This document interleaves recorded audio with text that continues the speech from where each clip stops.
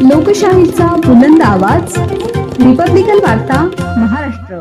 फुलंब्री नगरपंचायत येथे राज्याचे उपमुख्यमंत्री अजित पवार यांना श्रद्धांजली अर्पण करण्यात आली. शोकाकुल वातावरणात 2 मिनिटे मौन धारण करून देण्यात आली श्रद्धांजली. फुलंब्री नगरपंचायततर्फे अपघाती निधन झालेले राज्याचे उपमुख्यमंत्री अजित पवार यांना श्रद्धांजली वाहण्यात आली. महाराष्ट्र राज्याचे राष्ट्रवादी काँग्रेस उपमुख्यमंत्री अजित पवार यांचे दिनांक 28 जानेवारी रोजी विमान अपघातात निधन झाले. उपमुख्यमंत्री अजित पवार सकाळी 8:10 विमानाने मुंबईवरून बारामतीसाठी रवाना झाले.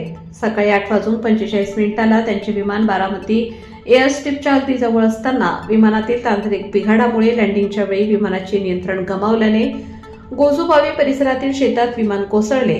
या अपघातात राज्याचे उपमुख्यमंत्री अजित पवार यांच्यासह 6 जणांचे निधन झाले, अशी प्राथमिक माहिती मिळाली आहे.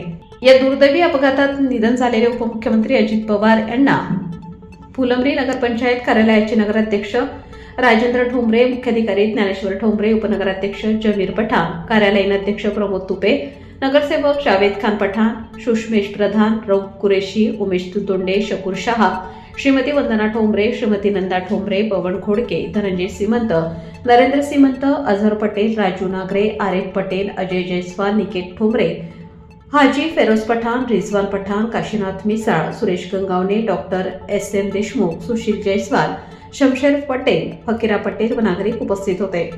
रिपब्लिकन वार्ता महाराष्ट्र वृत्तवाहिनीसाठी औरंगाबाद मराठवाडा उपसंपादक अकबर शहा.